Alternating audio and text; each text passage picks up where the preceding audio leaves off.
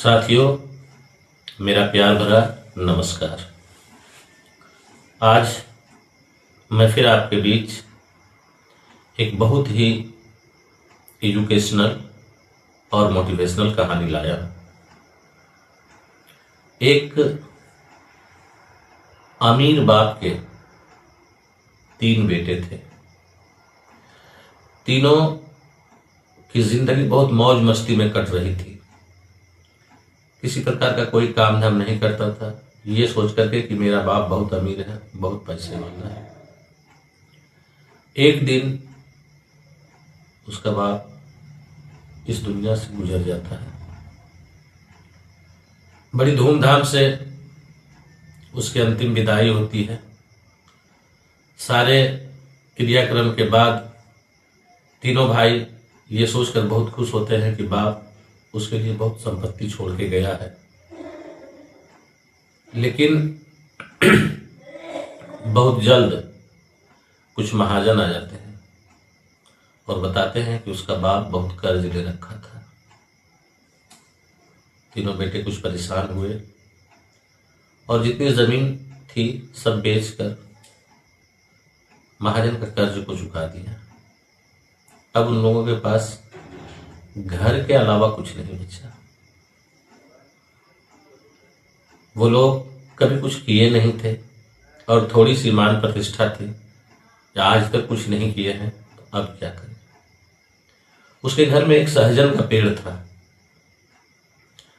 उसी पेड़ के कभी फल कभी साग बेच करके किसी तरह से अपना गुजर बसर करता था। एक दिन उसके घर एक गेस्ट यानी मेहमान आया। उसी समय सहजन का साग लेने के लिए व्यापारी आया हुआ था। व्यापारी ने कहा, इसका कीमत बाजार में बहुत कम है, हम इसको बहुत कम पैसे में लेंगे, ज्यादा पैसे इसके हम नहीं दे सकते हैं। घर वाले ने कहा कि मेहमान आया हुआ है, थोड़ा धीरे बोलो। ये बात सुनकर के वो साग लेने वाला जो व्यापारी था वो और उसका कीमत कम कर दिया। किसी तरह से उसको साग दे करके रुखसत किया। फिर जो पैसे उसने दिए थे उस पैसे से कुछ सामान लाए और मेहमान के लिए खाना बना। खाना बनने के बाद मेहमान को जब खाने के लिए बुलाया गया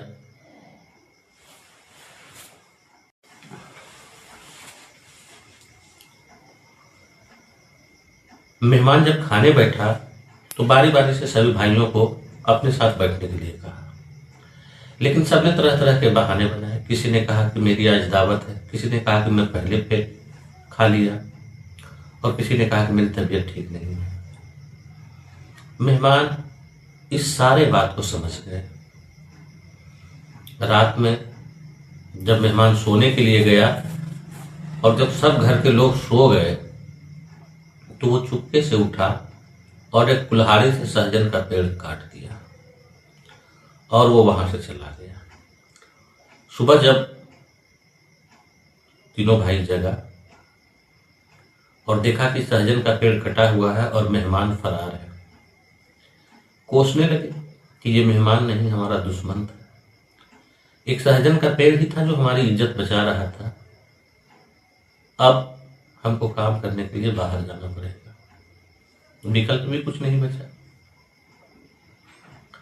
तीनों भाई कमाने के लिए बाहर निकल गए। कुछ ही दिन में वो घर खुशहाल हो गया। वही मेहमान फिर दोबारा आया।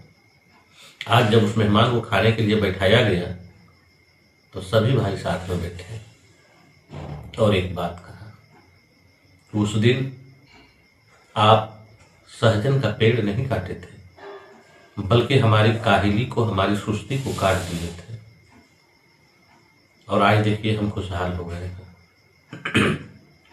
दोस्तों, ये कहानी हमें सीख देती है कि हमारे अंदर भी किसी न किसी प्रकार की काहिली है, किसी न किसी प्रकार की सुस्ती है जो हमारे तरक्की के रास्ते में रुकावट डाल रहा है। हमें चाहिए कि हम उस सुस्ती को काट डालें, हम उस काहिली को काट डालें और विकास के मार्ग पर आगे बढ़ें। तरक्की कर सके। प्रतिष्ठा में प्राण देने से कोई फायदा नहीं होता है। इसलिए तरक्की करना है तो अपने अंदर की सुस्ती और काहिलियत को मिटाना हो।